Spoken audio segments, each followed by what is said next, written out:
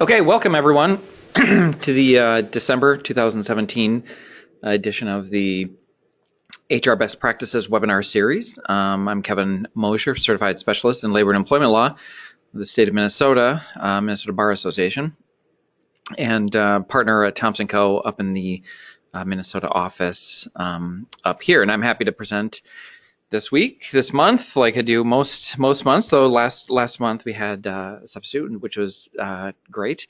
So this month we are going to talk about advanced issues, and I put 5, but really we're going to talk about way more than five issues. There's just so much to talk about with the FMLA. And so if you are wholly unfamiliar with the FMLA, you're brand new to the FMLA, I can see there's a typo on this front page.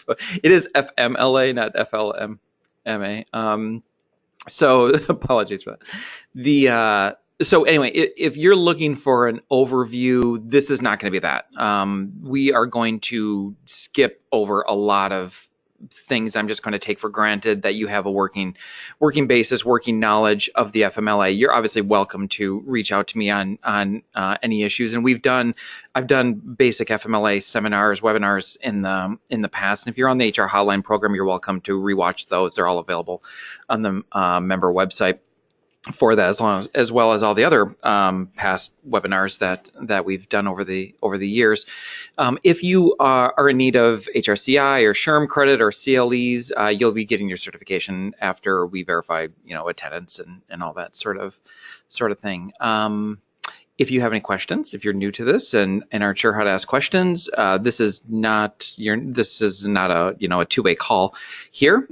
Please type them in on the right side where it says questions, and hopefully I'll have some time. There is a lot to talk about today, but I'm hoping to, like I normally do, take a break and review really quickly to see if I've covered or if there's something new. And a couple of you emailed me questions in advance of the webinar, and the good news is the plan is to cover those questions, and so hopefully they're answered. But with any of these webinars, I welcome anybody to reach out to me. So thank you for your attendance, and let's get started.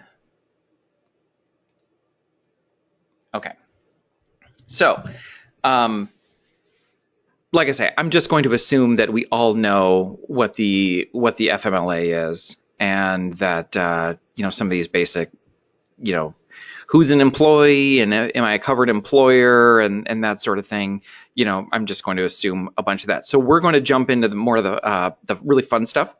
We're going to do a bunch of stuff with intermittent leave. We're going to talk about measuring leave. There's some nuances with measuring leave.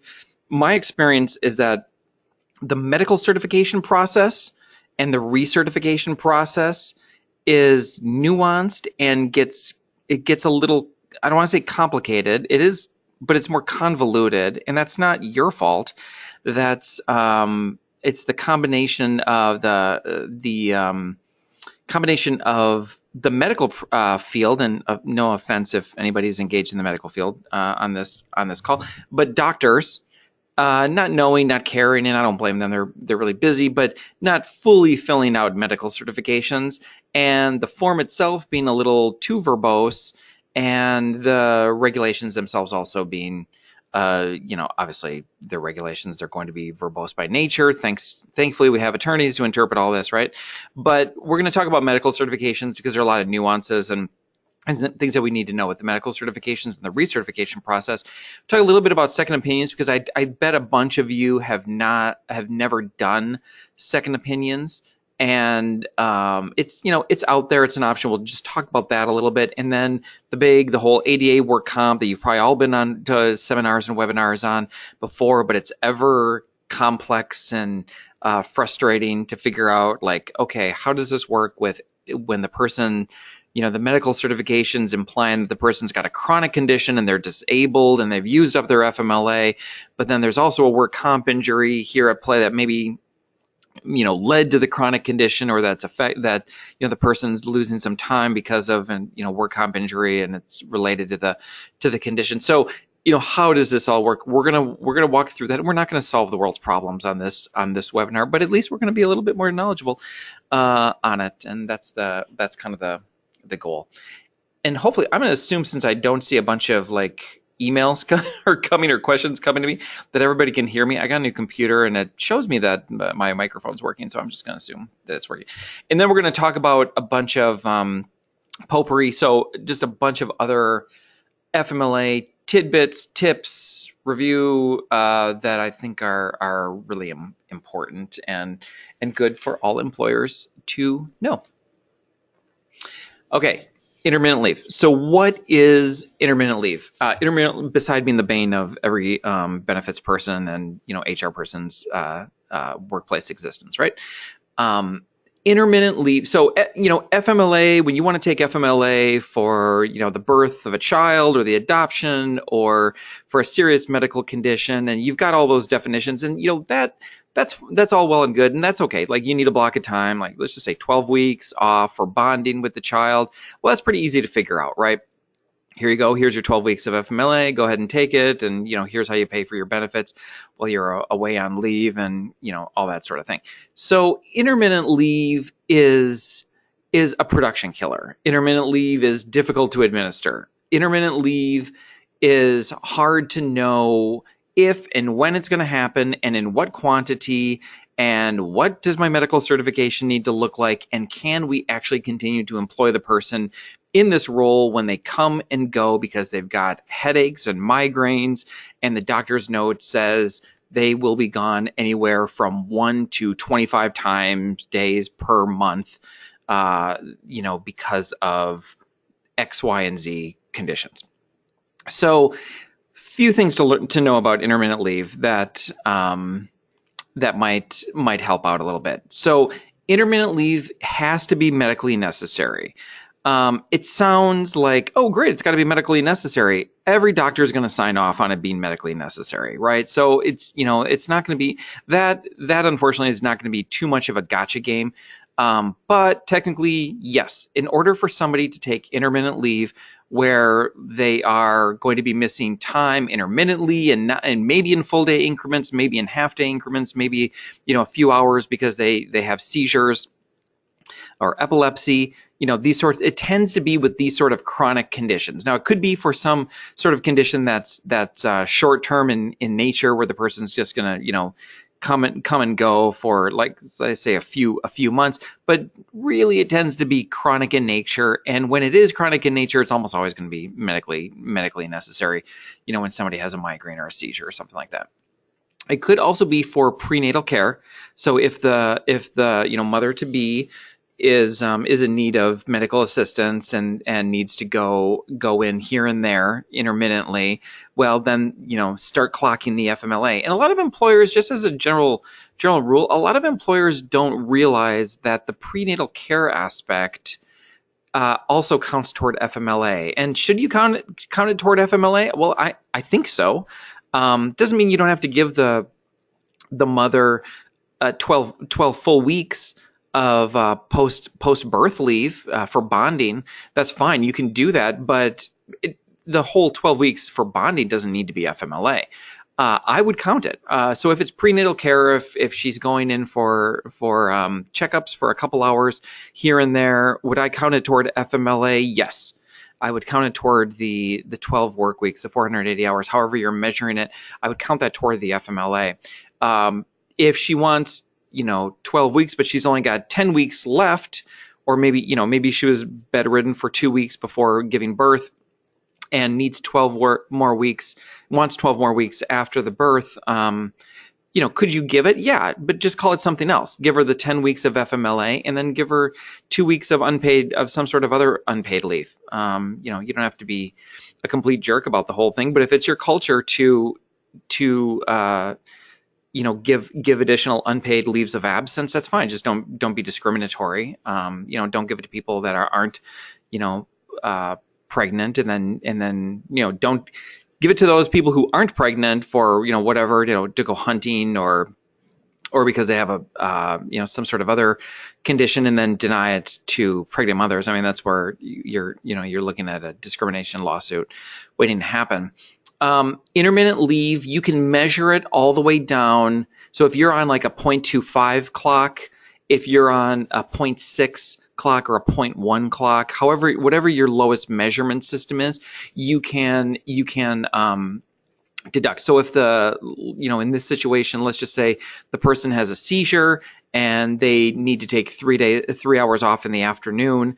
Well, or 3 hours and 15 minutes off, and you're on a 0.25 clocking system, then go ahead and reduce the wages. Don't pay them for the 3.25 hours that they missed under FMLA for this intermittent care.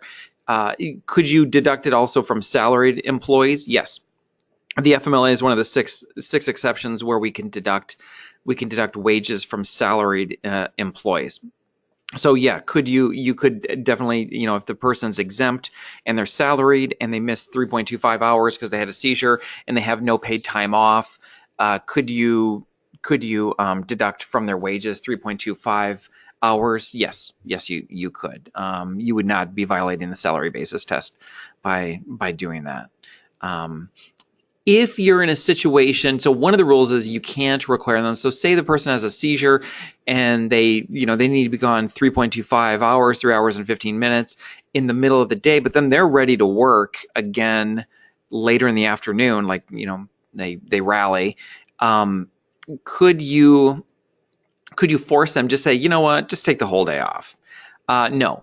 So intermittent leave doesn't give you the option of saying, you know what, it's not working out. You coming and going 3 hours and 15 minutes, just randomly here and there. When you leave, take a full day off, take the rest of the day off. So you can't do that. Now you could do it, and you could, caveat, could you say take the whole day off? The answer would be yes.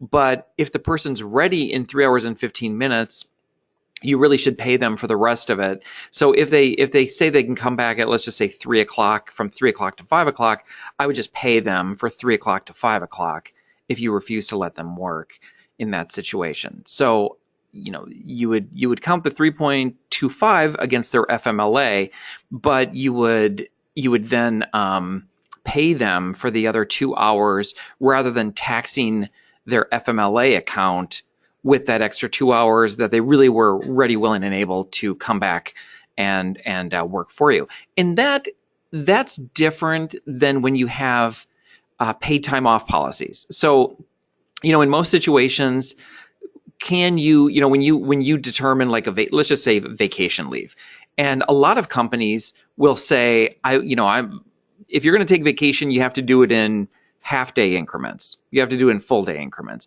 Can you set the terms? Yes, absolutely. So you can set the terms of a vacation leave, but that's different than FMLA. So, in a vacation leave situation, you could say, fine, you want to take 3 hours off to go Christmas shopping, no problem. We're still going to take half a day of your vacation out, or your PTO. We're going to charge you half a day, even if you came back and didn't take a full 4 or 4.5 hours. So, that's different. If they take 25 minutes to go Christmas shopping and they come back and you say, you know what, Merry Christmas, and here's half a day of vacation burned. That's our policy. That's how we do it. You have to take it in half-day increments. Can you do that? Yeah. But if it's FMLA, you can't. If it's FMLA, you cannot force the person to take more than they need under the FMLA. There are some exceptions. If you're an airline and it's just impossible to get on that plane because the plane left and couldn't wait for you to come back from the hospital. So there are some exceptions that most of them are probably not going to be applicable to your business. But if something doesn't make complete sense, maybe give a call and talk it through.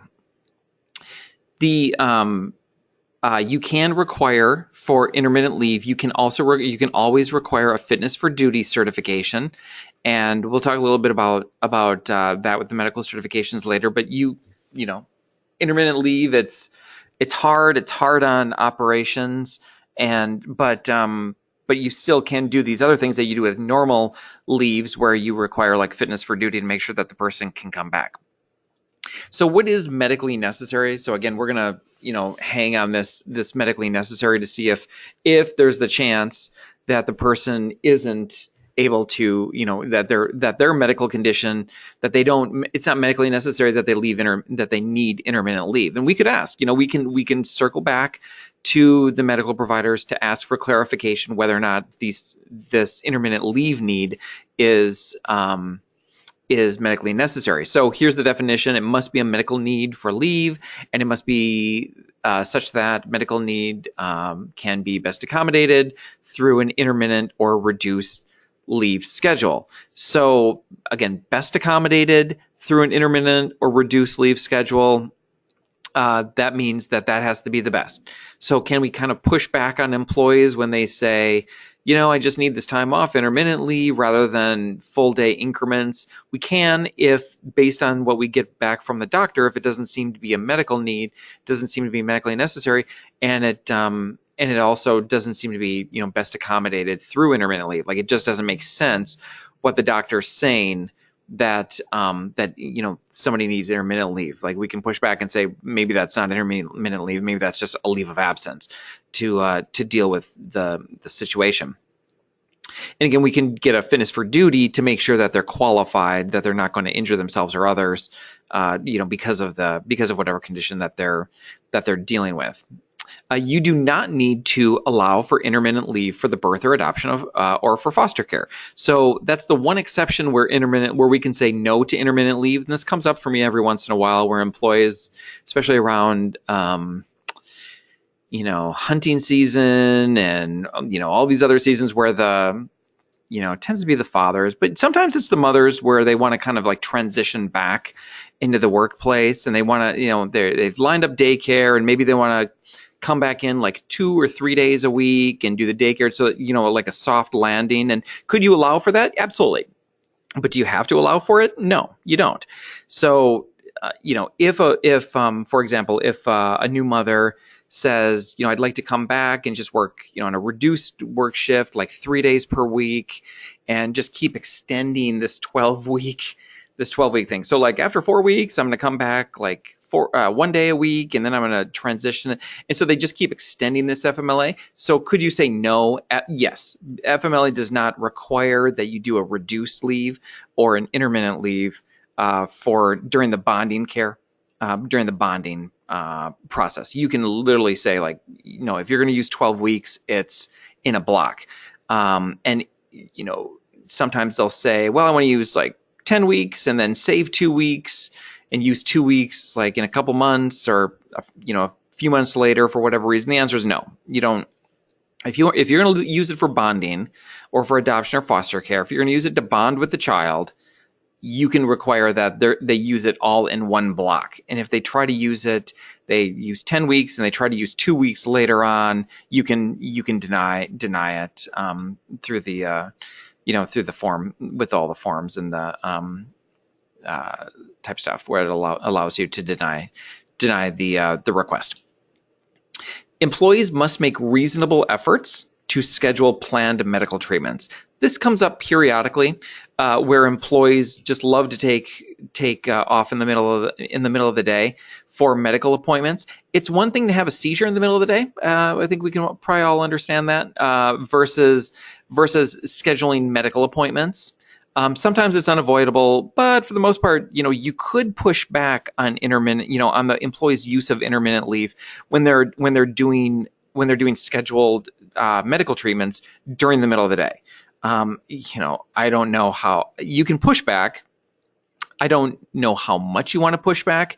It's always kind of a slippery slope with these things, where this law is written to benefit employees, and so you better be really clean on how you treat other absences during the middle of the day, because what we don't want to do is get into a situation where we're treating people that are trying to take FMLA intermittent leave differently than employees who are just leaving in the middle of the day to go grab kids at the daycare, or I don't know, go do virtual reality or something like that. That would be something I would like to do in the middle of the day. That sounds like a lot of fun. But you don't want to let me go do virtual reality in the middle of the day, and then say to somebody who is setting up medical appointments that, hey, not you, Kevin, go ahead, but you who has a medical issue, who's on intermittent FMLA, like no, you stay at your desk and work hard while Kevin goes and has fun. It has to be for a serious health condition. So, and that's kind of the flip side of it not being for bonding. So it has to be for the employee's serious health condition.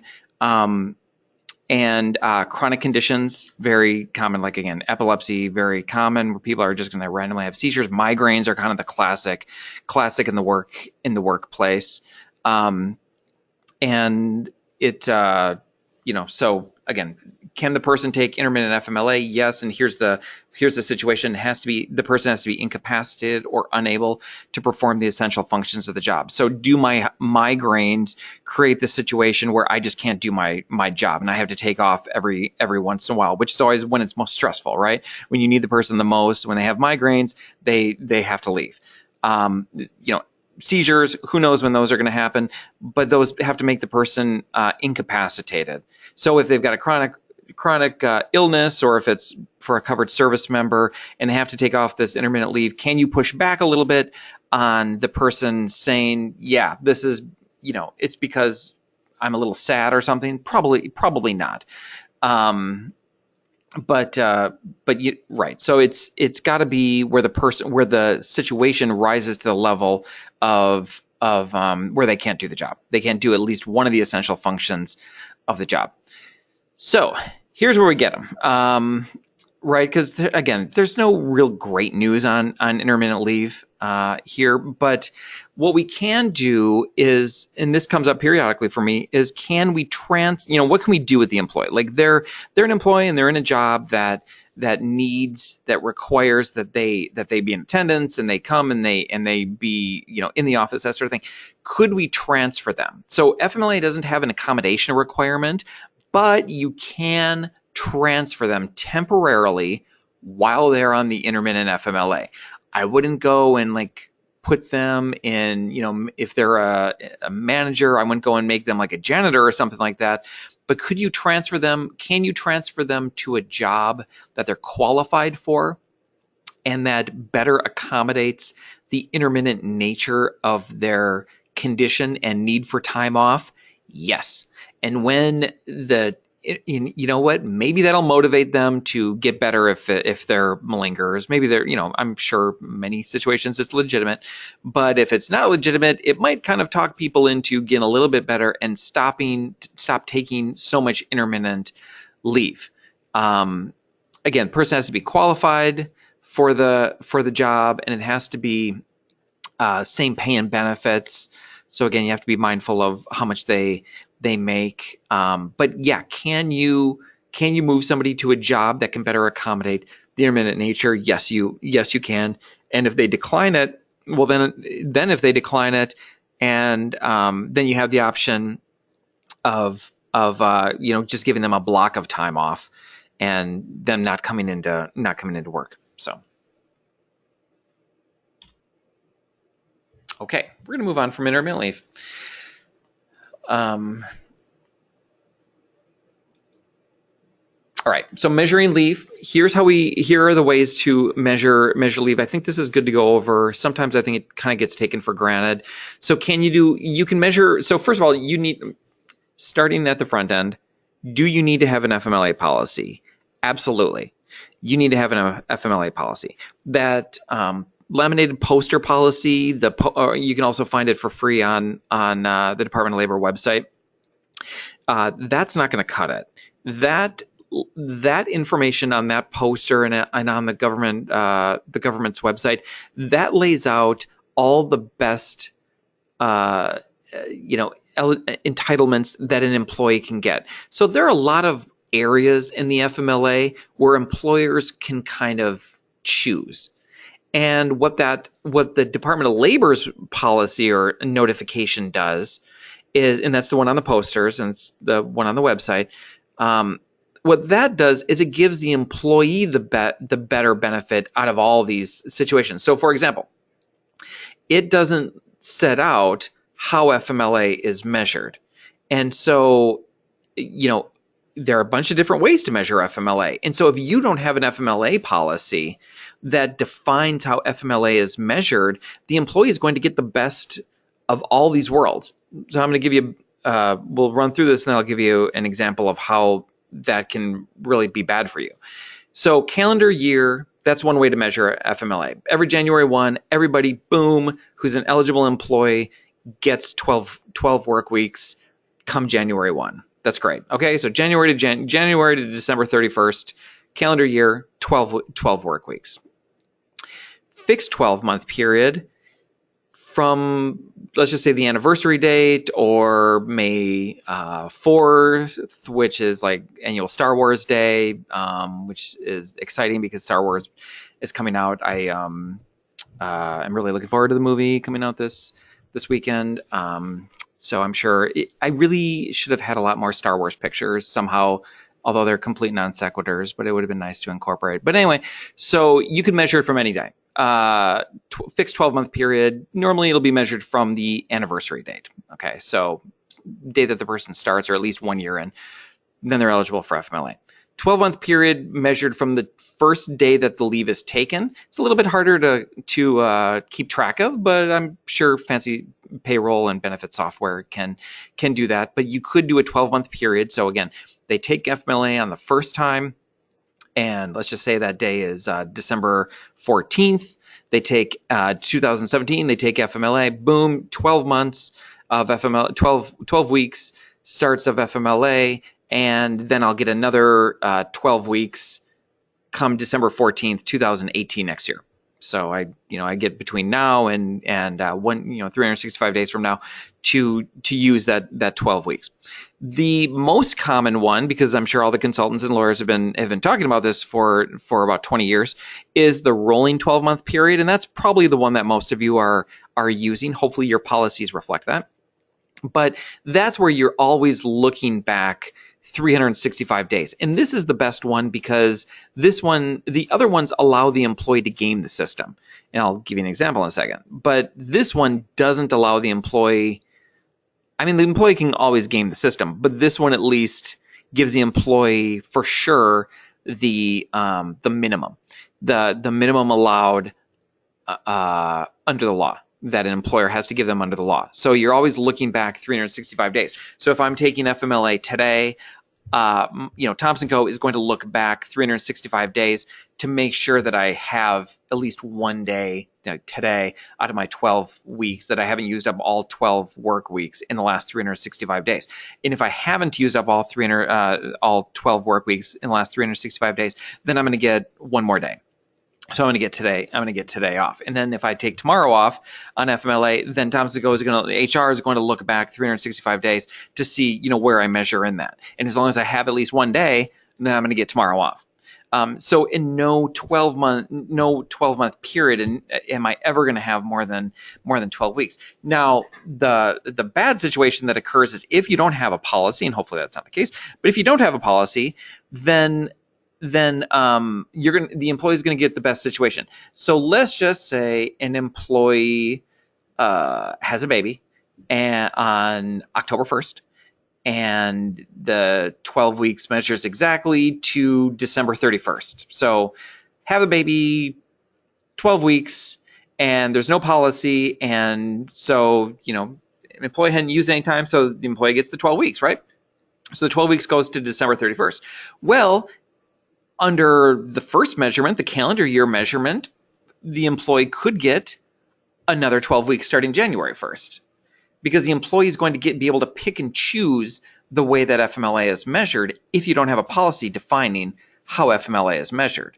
And so the employee can just pick and choose which one at which point it most entitles him or her. So under that scenario where the employer doesn't have a policy and the employee goes off on maternity leave October 1st, well, the 12 weeks extends to December 31st, and then boom, calendar year measurement. The employee's like, hey, calendar year measurement for FMLA, I get another 12 weeks on January 1. There you go. And the employee just took off 24 weeks straight. What are you going to do about it? Like nothing. You're going to have to give the person FMLA. So that's why we want to have policies. That's why we want to do it. And rolling 12-month period is always the best. and that I always recommend. Can you use FMLA concurrent with work comp? Absolutely. Can you use it concurrent with paid time off? Yes. So in that situation, employees have the option to use paid time off for FMLA time. So employees have the option. If the employee elects not to take FMLA, not to take paid time off during FMLA, then in that situation, the employer can step in. Again, this has to be in your policy. Then the employer can step in and say, okay, fine, for any time that you're using FMLA, if you have a bank of paid time off, you need to use it. If the person's on work comp, and let's just forget about the paid time off situation, but if the person's on work comp and work comp insurance benefits are being paid and they're taking time off, the FMLA is going to cover any time off where the person's not actually working. You can't run FMLA while somebody's on light duty. It doesn't work that way. So, but can you concurrently use FMLA when the person's on work comp taking time off work for a covered work comp leave? Yes. Just don't use it when the person's on light duty or something like that. If they're actually physically working, you can never use FMLA. FMLA only gives people time off work. It only covers and holds their job and guarantees their group medical benefits, entitlement to group medical benefits, like current active employees. That's all FMLA does. It entitles you to reinstatement, and it entitles you to the continuation of benefits, and it entitles you to the time off with reinstatement. It doesn't really entitle you to much else. That's, if the person doesn't need time off, we're really not talking about FMLA. This is the other thing. If you are going to change your FMLA policies, you have to give 60 days notice. So always have to give at least 60 days notice. So if you decide like, hey, I just learned something really cool on the webinar today, I'm going to make all these changes that are really bad for the employees, making Kevin happy, then you're not going to be able to do it for January 1. You're going to have to look out at least 60 days from today. Okay, medical certification. Moving on. You've got, this is kind of a general overview, but you've got 5 days to request a medical certification. The employee gives you notice that they have a need for FMLA. They're always going to give you 30 days notice. That's just, it's required by the law. I know in practice that employers are always given lots and lots of advance notice of FMLA. So there's going to be a lot of time to just transact this paperwork. It's always how it is. Fortunately, employees are really good about getting HR documents and notice and stuff, always making your jobs easy. So you in turn also have just tons of time, this 5 days, to request the certification from them. So once they give you their notice that they need FMLA, then you're going to get the 5 day. You're going to have 5 days to request the medical certification, right? And these are all the forms that hopefully you're using for the FMLA. So you've got the notification of rights and responsibility, and then you've got the medical certification. We're talking about the medical certification form. And then afterward, you're going to get the designation notice to give to the employee once you've certified that it's a FMLA qualifying event. So here we've got the medical certification, and you've got 5 days to get it to them. You can give the employee at least 15 days to get this completed medical certification back to you. Could you give them 25 days? Absolutely. Could you give them 10 days? No, because you have to give them at least 15 days, and it's calendar days. So you have to give at least 15 days to the employee to get a completed medical certification back to you, signed by their medical provider. If it's not signed, it's not complete, and we'll talk about that in a second. If the employee says, my doctor ate it, and I am so sorry, but the doctor is a goofball, and they're just crazy over there, and they've got paperwork all over the place, and it fell under the desk, and it was for sure the secretary's fault, and they have a dog under the desk, and the dog ate it and regurgitated it, and the secretary got it. Doesn't matter. It's the employee's responsibility. Doctor fails, who cares? It's the employee's responsibility to get it back to you within 15 days. If the employee doesn't get it back to you within 15 days, assuming it's practicable, like the employee's not in a coma or something like that, that'd be a circumstance where you might want to give them an extension. But if it is practicable to get it to you within the 15 days, then you can deny the FMLA request. And so then, like, whatever time they've taken off on the FMLA is then not covered. And you should then apply your attendance policies. And maybe you fire them, maybe you, whatever you do under your attendance policies. You're going to treat these people like you would treat everybody else under your attendance policies. People who have just taken whatever amount of time off of work that's not been approved. So better get it in within 15 days. Oftentimes it might end up in the termination of the employee because they've probably taken a bunch of time off in violation of your attendance policies. But again, no excuse that the medical provider didn't get it to them. The other thing that is often lost, a little nuance, is kind of like forest through the trees a little bit. The medical certification is only for serious health conditions. It's only for serious health conditions or for qualifying exigency leave if it's for a service member. That is to say, no medical certifications for new parents for bonding. A lot of, every once in a while I'll get a call and be like, this medical certification is really strange. Like, I'm trying to get it for my pregnant employee. And it's like, well, that's because the FMLA doesn't allow you to do medical certifications for pregnant employees. Could you ask, for some sort of confirmation? Yeah. I mean, normally it's kind of a little obvious that somebody's, having a baby. You never know. Employees, they're always looking to game the system. So, you could always ask for something, but follow the medical certification process? No. That's only for serious health conditions or for qualifying exigency leave for care of a service member, not for bonding leave, foster, adoption, that sort of thing, just for serious health conditions. The medical certification is paid by the employee. You could give the medical certification orally, but I recommend that you not give it orally, that you do it in writing. Okay, so let's go through some situations. And so situation one, the medical certification was returned late. I know this never happens for you, but let's just pretend these are all hypotheticals that never ever occur in like real like HR life. But let's just assume that you could someday get a medical certification that was returned late. So before you fire the person or apply your attendance policies, that's the more appropriate way to put it, you have to ask yourself, by looking at the form, when you give it to them, did you advise them? And this is just checking a box. There's a box on the medical certification form for this. Did you advise them of the consequences, that there would be consequences, that they would be, potentially fired in a attendance policy? Did you advise them of the consequences of their failure to return the medical certification within the 15 days? And if the answer is yes, then you can act on it. If you did not advise them of the consequences, then you can't apply the consequences. Sorry. Just make sure you fill out the form better in the future. But definitely advise them of the consequences, so it gives you the option of denying their leave and firing them, or whatever you want to do with them per your attendance policy.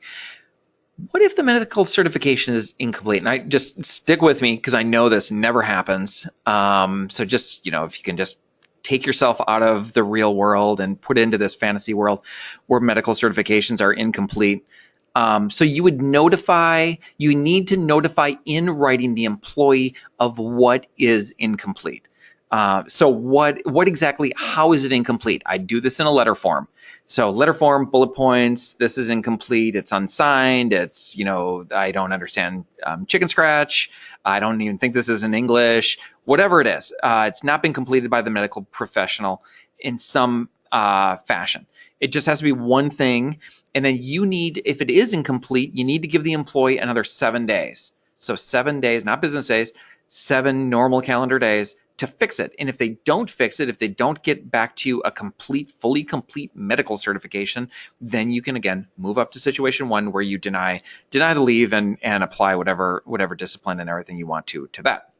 Situation three, the medical certification is insufficient. I go, weird hypotheticals, but just bear with me on this. Same deal, you notify how it's insufficient. Is is any part of the medical certification complete, but where the information is vague, like doctor said something that makes no sense whatsoever, it's non-responsive, or it's ambiguous. If it's any of these things, you give a letter to the employee, you point out where it's insufficient, and give them 7 days to fix it, and again, apply whatever discipline calendar if they don't get it to you by that 7 days. Sometimes this comes up for me traveling abroad. Employees on vacation or employees from a foreign country, and they want to be seen by a doctor. You can take foreign licensed medical providers. You can take medical certifications completed by them. If you do get one from them, then it needs to be if it's in a foreign language, then the employee has to translate it for you. So yeah, you can actually take foreign medical certifications. Tips for you on medical certifications. Again, no medical certification for bonding leave. There's a little nice picture of the baby. There it is. So don't require paperwork for that. Employee's responsibility. We've already talked about that. So employee has responsibility. Doesn't matter that secretaries at doctor's offices or whatever didn't get it over to you in time. Employees on the hook. Certifications are complete, timely, and signed. Can't be the basis for requiring more information. Can't do that. So if it's full, if it's complete, like I'm sure happens 99% of the time, if it's fully complete, nothing you can do about it. Sorry, you got the medical certification, you got to move on, you got to do the designation notice and accept their request for FMLA. Here's another one that gets tripped up on, especially with smaller businesses. No direct supervisors contacting medical providers. It's got to be HR, benefits administrators, a manager can contact, but not the direct supervisor. And there are HIPAA issues with this as well. I recommend HR contacting medical providers for clarification or authentication. If you have a benefits leave administrator or something like that, that's fine as well. Somebody that deals in this world, management can do this. I do not recommend it. I really think it should stick with the professionals who understand this world, or if you have a medical review officer, on board at the company, that's fine too. But no direct supervisors ever contacting medical providers. You can ask for two different things. You can ask for if you do contact an employee, an employee's medical provider, because you get this medical certification and you're like, hey, why is it signed by Mickey Mouse? That's Mickey Mouse PhD or whatever it is. Like, that doesn't make any sense to me. Like, so can you contact to authenticate? Yes, you can contact, again, HR, leave administrator, something like that, can contact to show the document to verify that this is really the signature from this doctor's office. It has happened for me, I know, where employees have fake signatures. So yes, that's authenticating the actual signature. Can you do that? Yes. Clarification. Again, bear with me, this never happens, but if you get some sort of writing that you can't even read and it looks kind of like English, and you're not even sure what that word is, and you need clarification, but you're not asking for extra information, you're not asking, for details about the condition or anything, no, don't do that. But if you need clarification on what was actually written on the medical certification by the medical provider, then again, HR, your benefits leave, can contact no direct supervisors, but that's the other basis for contacting. Otherwise, if it's full, it's complete, you understand, and it looks authentic, you just got to accept it, and you have to do it with the designation notice.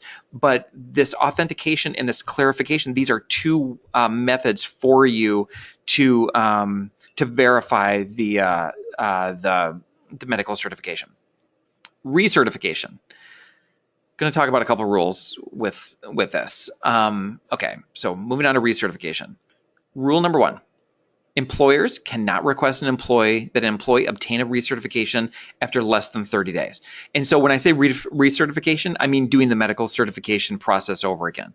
And so if you've got a situation where it's like, well, hey, this employee, we need to recertify their medical condition, can we do it less? Rule number one, can't do it after less than 30 days from the last time that you got the medical certification. And again, when you do recertifications, you give them another 15 days. So it's the same type of medical certification process. You're just really bothering the employee to go and keep getting more information from the doctor. Rule number two, forget everything that I just said on rule number one. If the employee asks for an extension. So if the employee brings a medical certification and it says employee is going to be absent for 5 days, going to have like outpatient surgery, no big deal. Okay, so we're probably never even going to hit the 30 days. So you just get the normal medical certification, but then the employee comes back and says, you know what, surgery went bad. I now am going to be laid up for like the next 2 months.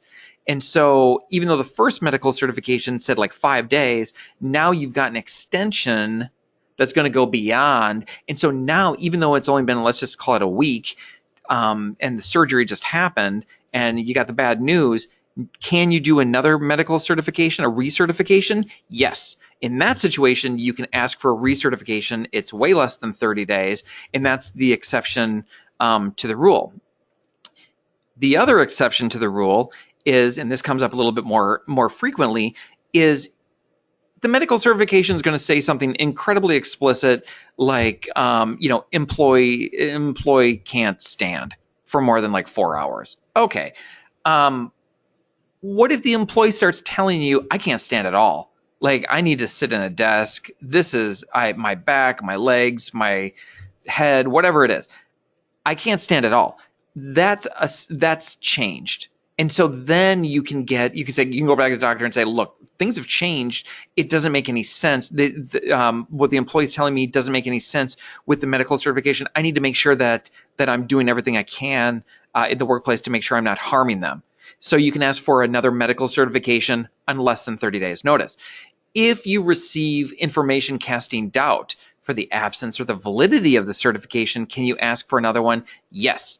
The employee is not following, you're finding out that, maybe it was fraudulent, that sort of thing. You can ask for another medical certification less than 30 days. But those are the only exceptions to rule number one. Rule number three. If the medical certification indicates that the condition is going to last more than 30 days, you must wait until the duration expires before asking for the recertification. So what does that mean? That means the doctor fills out the medical certification and says the employee is going to have migraines for the next 3 months. And, then we're going to see the employee again to reassess. Okay. So can you do a medical certification at 30 days? No. The medical certification says that indicates that the employee is going to be having these migraines, needing intermittent leave for the next 3 months. So can you do another medical certification at 3 months? Yes. Then the first time the employee tries to take leave after that 3 months expires, then you ask them for another medical certification, a recertification, to recertify to see what it looks like going forward. A lot of times you will see that it's open-ended, chronic condition, let's just say epilepsy, and the doctor says going to need intermittent leave, seizures, going to need time off, hard to know how much, is going to be 1 to 5 times a month, a few hours at a time. And in that situation, it's open-ended. And so you can't, and it sounds like a long-term condition. So in that situation, when do we do the recertification? You can always recertify every 6 months. So if it's open-ended or if it's anything more than 6 months, you can always ask for a recertification after their first absence, after the 6 months has expired. So if you want to kind of like docket these long-term ones, every 6 months, you can ask for a recertification, again, triggered by an absence after the 6 months has lapsed. Again, employees pay for recertifications. It's the exact same process as you do with the medical certification. Okay, crazy recertification situations. So we're just going to review. This is going to be like a little test, although I'm not going to really test anybody by asking them specifically, putting them on the spot. But so here it is. Employee has a chronic condition lasting 12 months, then is reevaluated. So initial certification at the time of the notification, and then recertification at 6 months.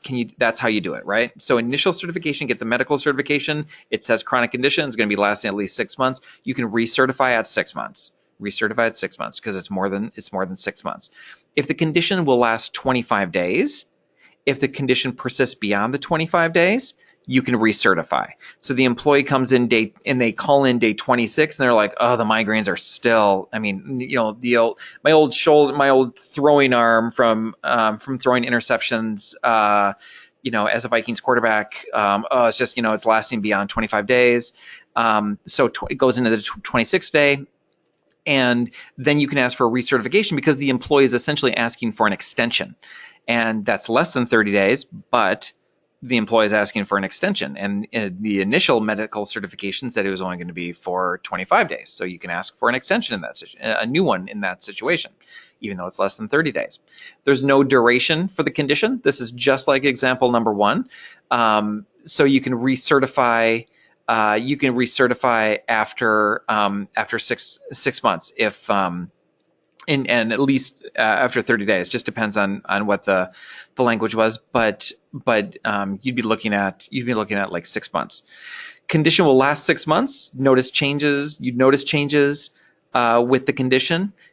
So the doctor says it's going to last 6 months, but the way that the employee is acting, the things that the employee needs don't jive with the medical certification. Do you have to wait for the 6 months? The answer is no. In that situation, you can ask for a recertification when you start to notice that there's a pattern and it's not making any sense. We're getting short on time, so I'm going to kind of go over this really fast. Second opinions.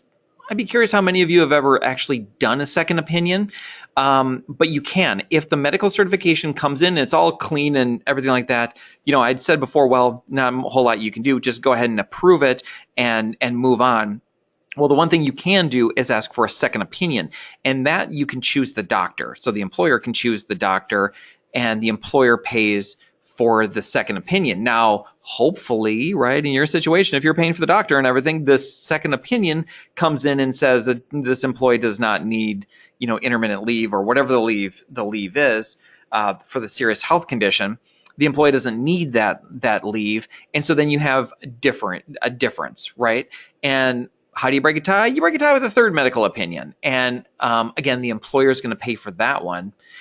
And the employer and the employee in good faith need to decide which doctor to use. So you're going to use an entirely new doctor. Employee and employer need to agree upon it. And if you know, assuming you agree on the third one makes the decision. And if the situation is that the employer prevails and it's declined, then, you know, retroactively you're denying FMLA, and so all this time missed would be on the attendance, you know, policy, and maybe fire the employee. But yeah, you can do the second and third opinion. It just kind of gets a little expensive. But if you think the employee is faking it and or the doctor is overprescribing, then absolutely you might want to look at the second and third opinion route. We've already talked a little bit about the ADA and the FMLA and the work comp. Here's the thing. FMLA does not require reasonable accommodations. The ADA does. Now, every FMLA situation is not going to be covered by the ADA. Really, with ADA, we're talking about chronic conditions that are going to be covered by FMLA. We're not talking about these short-term, you know, temporally limited situations where it just doesn't last very long and the employee gets better. ADA is really long-term, these chronic conditions that are covered by the FMLA. But the ADA, unlike the FMLA, where the FMLA, yeah, you can put somebody on intermittent leave, you can put them into a different job, but the ADA requires that you engage in the reasonable accommodation process. Now, sometimes with the reasonable accommodation process, you just can't accommodate the employee, and you find that they need time off.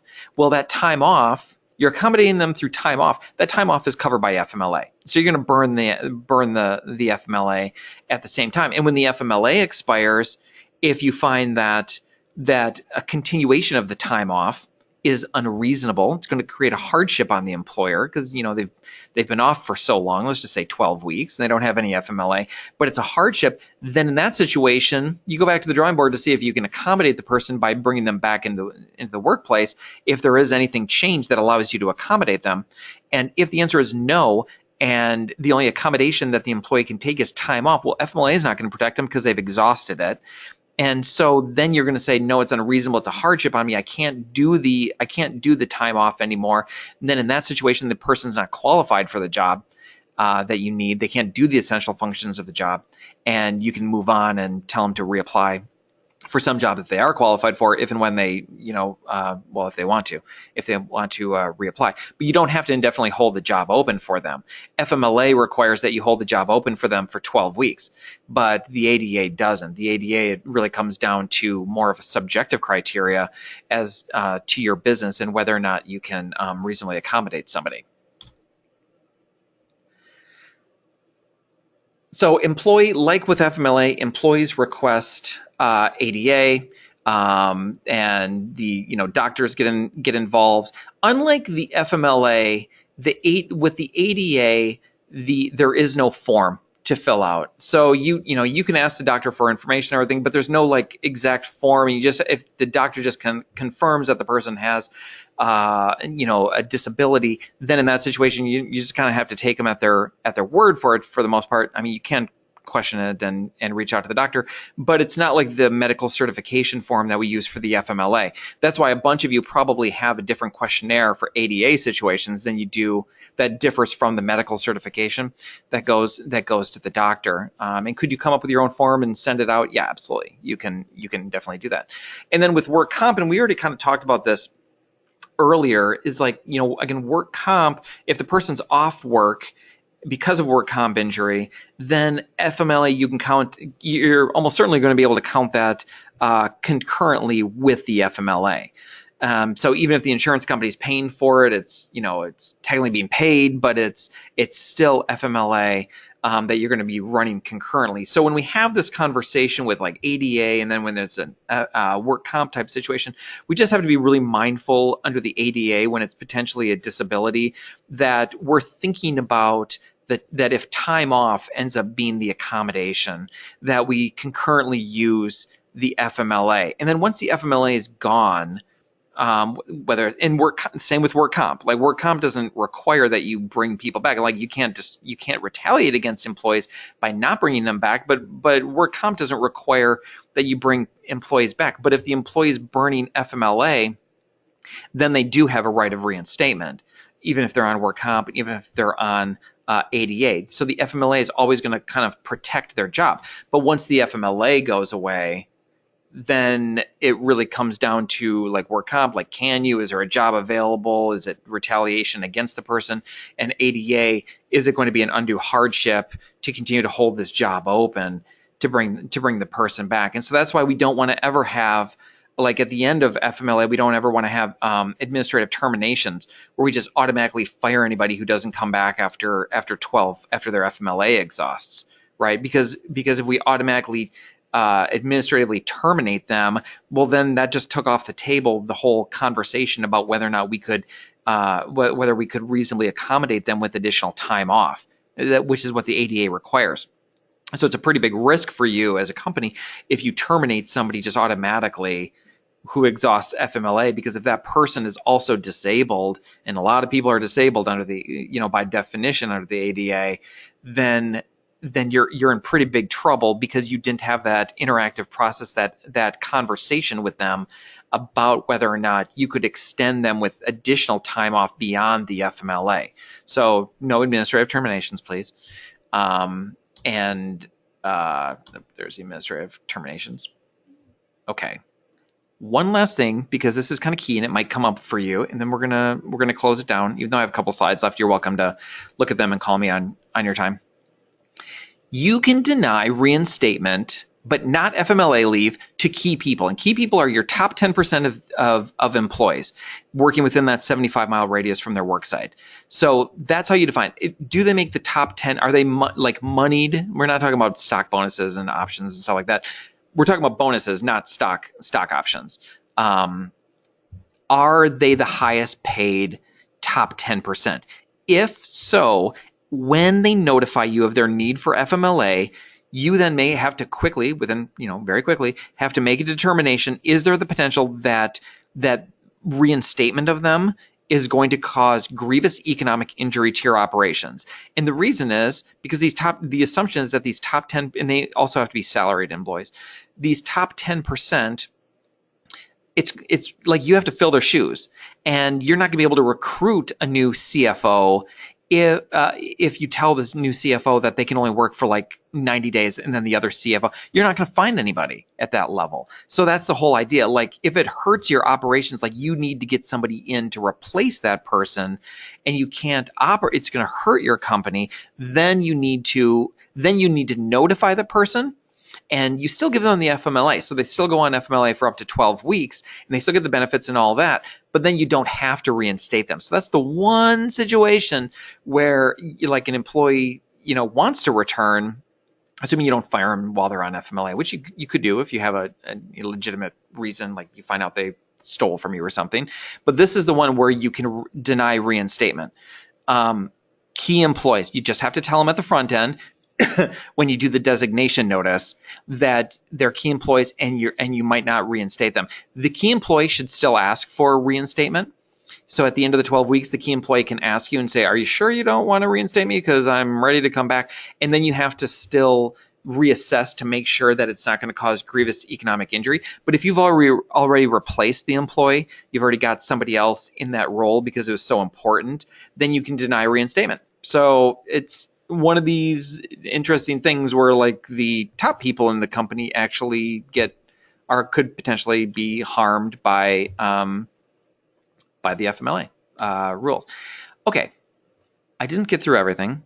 Feel free to look through the rest and give me a call if there are any questions. I appreciate your attendance. Thank you for letting me go over by almost 2 minutes here. Next month, we will be talking about harassment investigations in the workplace, completely taking advantage of the fact that we're having this national conversation on harassment in the workplace and what that means for society and what that means for employers. So we're gonna talk about investigations and rules and policies and that sort of thing. And I wish all of you happy holidays. I will see you in 2018, and feel free to reach out to me. I see that there were a bunch of questions asked during the webinar, and I'll be sending everybody an email with responses to those so you can see the responses that I would give to them. So thank you very much.